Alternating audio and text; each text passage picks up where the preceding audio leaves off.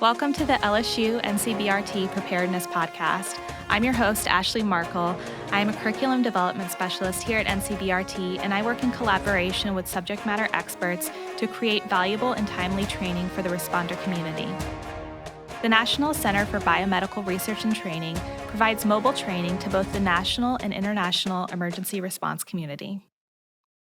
This series includes discussion of potentially troubling topics, including physical, verbal, psychological, and sexual abuse, oftentimes against children. So please take care if you are listening with children or anyone who might be sensitive to these issues. If you or someone you know may be involved in human trafficking, please contact the National Human Trafficking Hotline at 1-888-373-7888 or visit www.humantraffickinghotline.org. And for any other resources provided by our guests, please go ahead and check out our show notes. Welcome back to the podcast. Today we're continuing our conversation with Maria Santamaria, Maggie Varela, and Victor Williams as we discuss some of the current problems and challenges that communities are facing when addressing human trafficking. So to start us off today, what are some of the major challenges faced by law enforcement in identifying and assisting trafficking victims? I know that in the previous podcast, we talked a great deal about training, and I think that's one of the first steps that we need to really focus on. We need to make sure that the officers that may come across these victims, whether for calls for service or even traffic stops or any type of encounter, personal encounter, that they know what maybe some of the identifying criteria might be. What should they be looking for? These individuals are acting, maybe also knowing how to approach them, right? How to get them, because like we said previously, it's like a lot of times they're scared of law enforcement.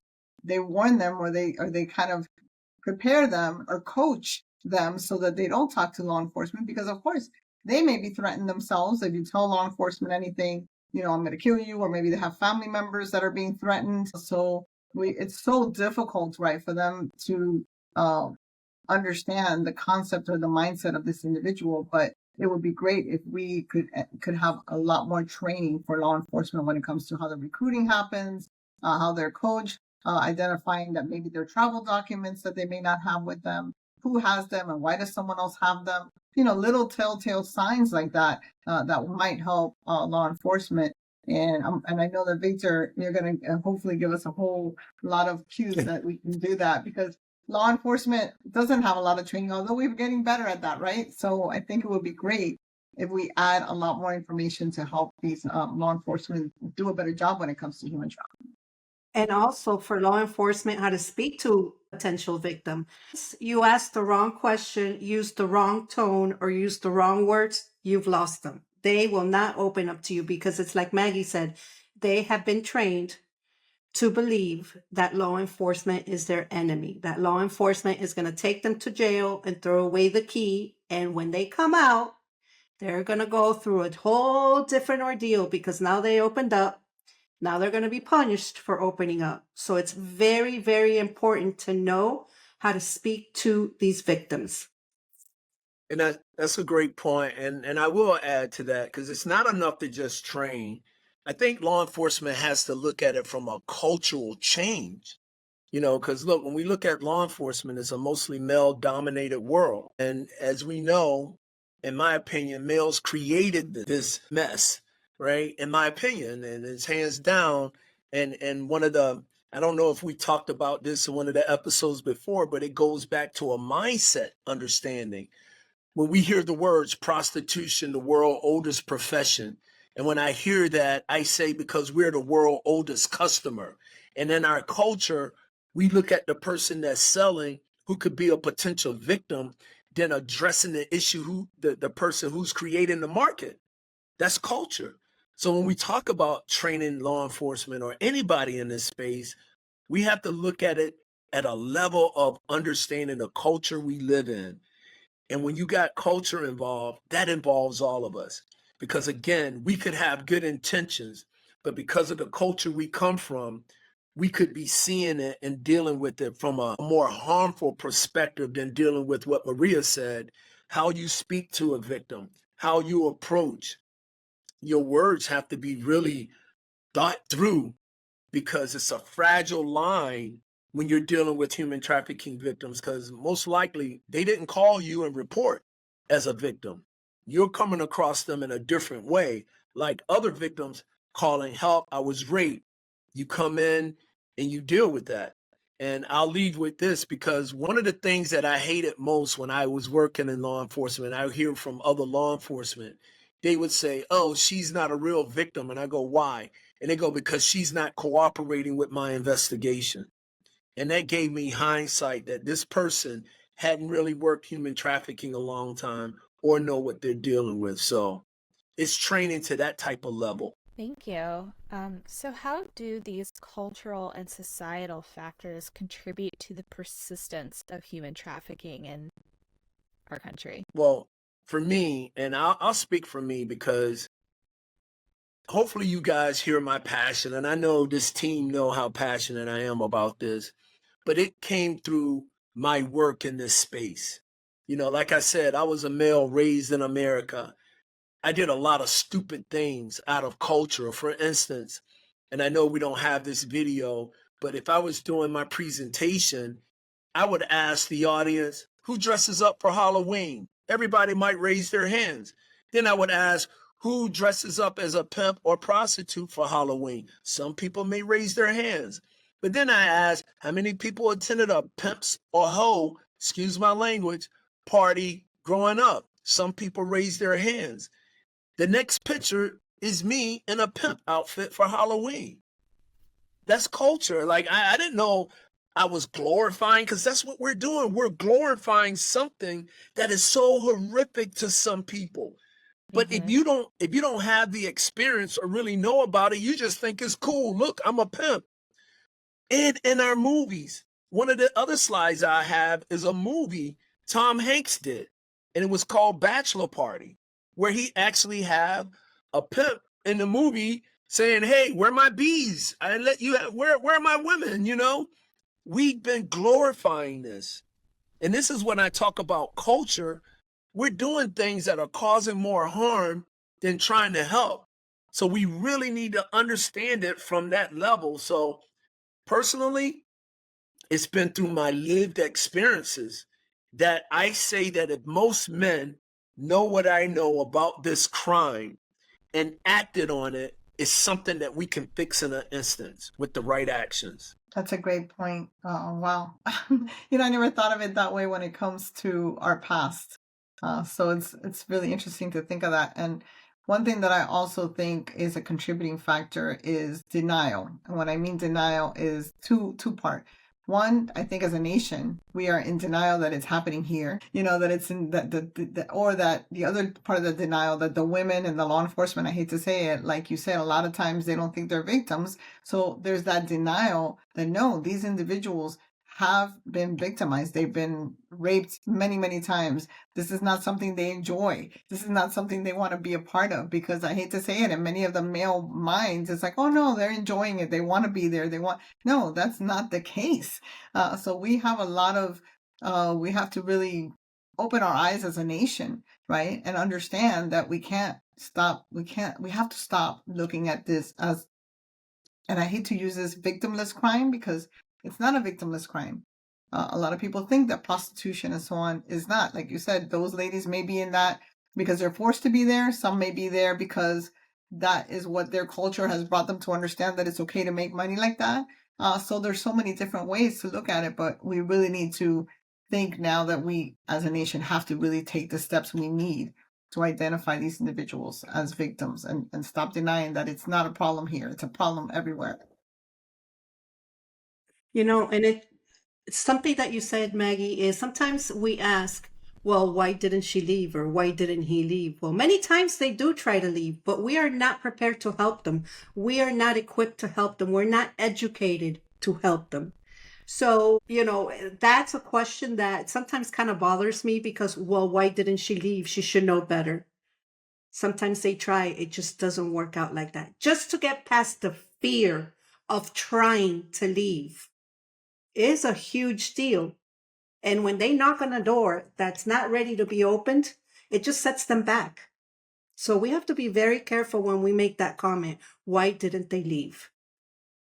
And that's great points, Maria, because when we look at domestic violence, we used to ask that same question. Why aren't they leaving? And we found out why.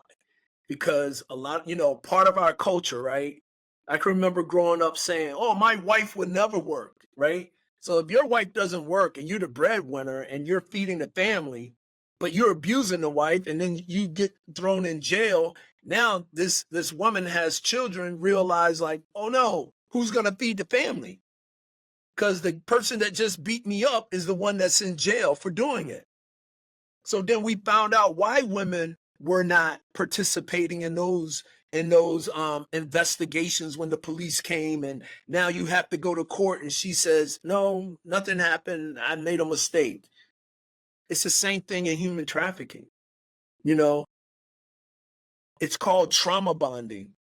We don't talk about, when I got my first lesson on trauma bonding, it was because we had a victim of human trafficking and we found out that she slept with the trafficker. So now our ignorance is saying, oh, what jury is going to see her as a victim? And we drop the case. But then when we learned later, it wasn't that she sought him out or wanted to have this romantic encounter with him. He ran into her out of the blue and she was right back as a victim of human trafficking instantly. And we didn't understand trauma bonding. If you think about children that are physically being beaten, abused at home, and DCF, Department of Children and Family, comes in and they want to remove this child from this abusive relationship, that child cries and fights because they don't know where they're going, right?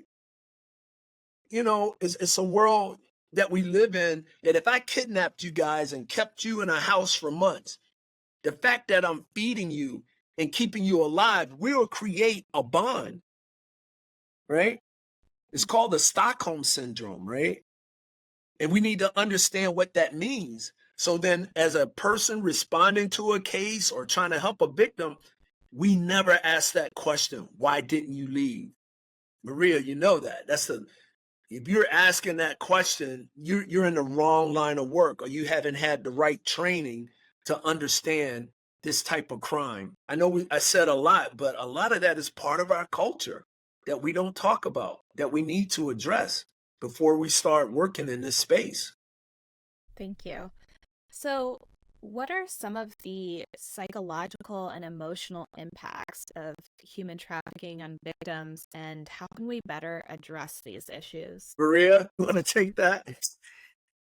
All right, so psychological, definitely PTSD, depression, the sense of being worthless, the sense of not being good for anything, the sense of not being able to communicate because no matter what they tell you, it's just not going to make sense. I think depression is a big thing because it cripples them. It keeps them from moving forward. Sometimes people ask me, tell me a success story. And I say, well, a success story is that girl woke up the next day.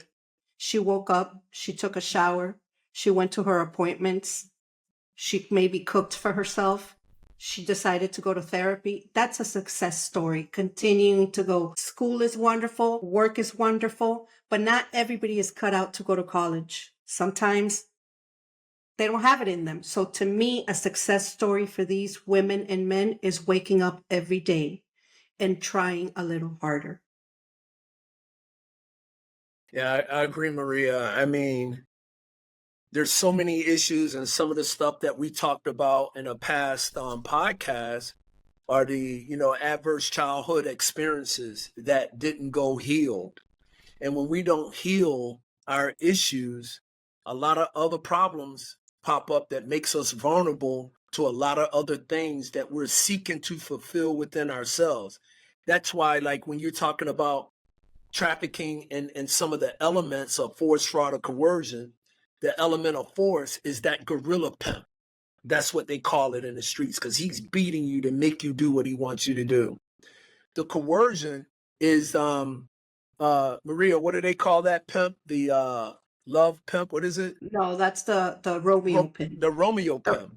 Yeah, so the Romeo pimp doesn't beat you, but he's so deep, and he's the most dangerous, or she or he is the most dangerous, because eventually you would say, I'm tired of this guy or this person physically harming me, and I'm going to run away. But when I got your mind so tied up into believing that I love you and I care for you and nobody else does, that is the hardest victim to work with, because psychologically, again, and this is another cultural thing, when we victim blame, why don't you run away? Why did you wear that dress? Why did you go out at night? Why did you drink that alcohol? When we see people who are caught up in this, and the reason we don't show pictures of people tied up anymore, because now we're creating this culture that the only way you could be a victim is when they got you tied to a bed. But what we don't understand are the invisible chains. If I got your mind, I got your body. I don't need to tie you up. Because if a pimp has to tie you up, they're like, you hear terms like, oh yeah, I just broke her last night.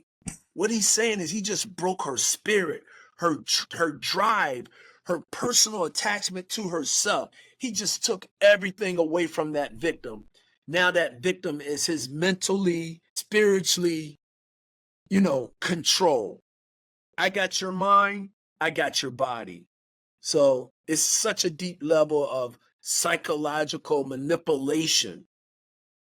Go ahead. Vic, I'm sorry, that Romeo pimp example that you gave, that may be the only time they feel love, or it may be the only time they have felt any love within their lives. Oh my God, this guy's taking care of me. He's doing this for me. He's doing that for me. But then guess what? Now you got to pay for this. So just keep in mind that might be the first time they feel loved. And I'll share something about one of the girls that lived in our safe house. And it goes back to the chains, the mental chains. I found her one day on the floor, like in an embryo position, crying. And I literally had to throw myself on the floor and hug her, because all she kept saying was, I'm a piece of this, I'm a piece of that, I'm nothing but a whore. That's all I meant to do. I meant to have sex. And I'm not going to use the words they use, but you could imagine the words. And it was literally me on the floor like this on top of her. You are not this. You are not that. This is who you are. This is where you're at. And literally it took, I want to say, a good 45 minutes for her to finally calm down. So those mental chains go a lot further than physical chains, because they stay with them forever. And it could be years and years and years and years if they recover.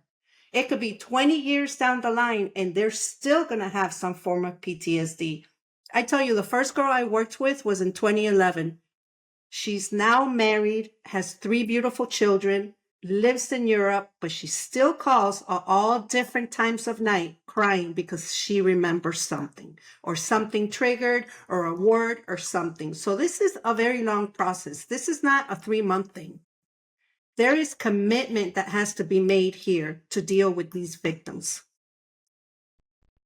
Those are my 2 cents, Vic. No, but that's a good point, because but that goes back to who we are. What are our triggers? What are our family issues? It doesn't have to just be human trafficking. I know this is the subject, but that all started at home. That all that stuff that was given to her made her vulnerable to be further exploited, her vulnerabilities further exploited. This is a life crisis. Human trafficking has already been determined by the health department as a public crisis. It's already been defined by HHS, the Health and Human Services. But it's deeper than that to me. It's so deep that if we don't start looking at, and I always said, if the world was perfect, every country will really make family and children their priority. If children are our future, we got to make sure they got the best of mental health. We got to make sure they got the best. So as we turn over these reins for them to take over, they're coming at it at a healthy situation. And I know we're not talking politics, but if we look at the world today, the violence, all these things that are going on, all of this stuff leads back to us, who we are, how we feel about ourselves, how we treat our fellow human being. And so at the end of the day, my message is about how are we teaching our kids about love themselves so I can give love and show compassion. But if I'm in an abusive relationship and feeling the way that that victim is feeling, how do I give that to anybody? I can't give what I don't have. So it's a revamp of who we are as human beings. When I took the course in St. Thomas, they talk about human rights. How many times you hear that from American human rights? Our rights are built in our Constitution, right? So we reflect to that. But when we look at human rights, and then under human rights, we have human dignity, who we are, the worthiness that we feel for ourselves. I mean, this could go on, but you guys get my point. It's a lot deeper, and it's all about us as individuals. Was that law enforcement is always used to dealing with victims, right? But oftentimes those victims have physical scars, physical, aspects that they know that they've been victimized very clearly.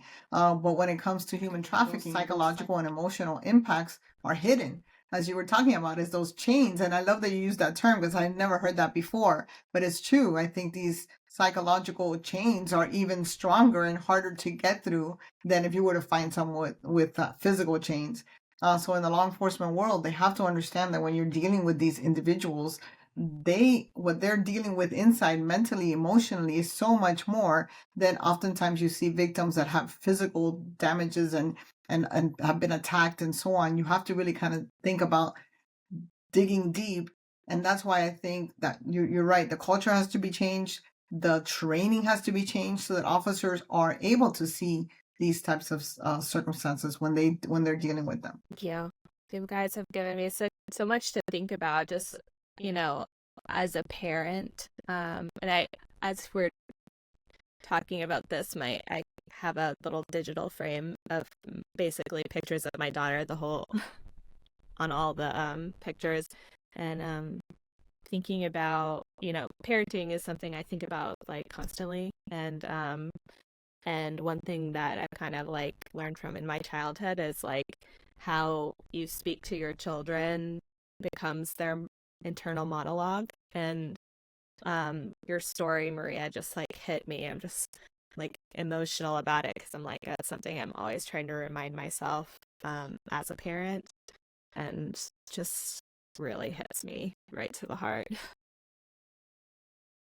And it's not just you, and I'm happy that this is, because that's what this podcast is about, is to bring a level of awareness to your listeners, that things that they haven't even thought about. Because again, we get caught up in the culture of however we're doing things and it just rolls. But if we're not constantly feeding ourselves or keeping ourselves open to understand some family dynamics, or just open, and I would say, like, one of the things I say to parents when I'm doing the presentations, what are you teaching your kids about love? And they say, well, I tell my kid I love them all the time.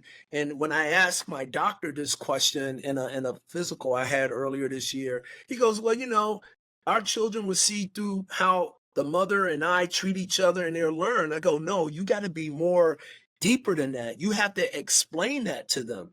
Because I can see you're treating mom treating dad nice, and dad treating mom nice.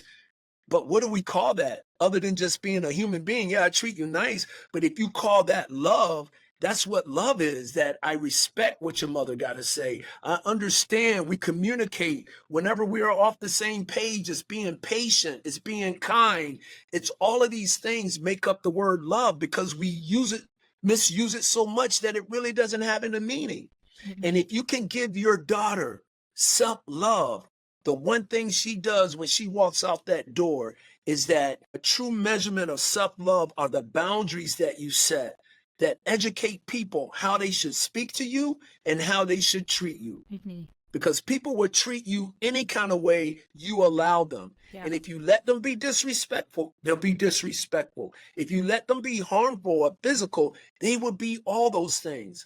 So to give your child self-love, a complete understanding what love is, and have it within themselves, not only can they give it, they know how to receive it, right? They know how to receive it and they know how to give it. And that's a key thing that's missing in our conversations. Absolutely. Well, I think that's a perfect place to wrap up this episode. So thank you so much, to Maggie, Maria, and Victor for coming on with us today. Next time, we'll look forward and discuss some of the effective solutions and strategies to combating human trafficking. So thank you for joining us again. Thanks for having me. If you have any questions or topic suggestions for future episodes, please send us an email at podcast@ncbrt.lsu.edu. Make sure you subscribe to the LSU NCBRT Preparedness Podcast wherever you listen to podcasts.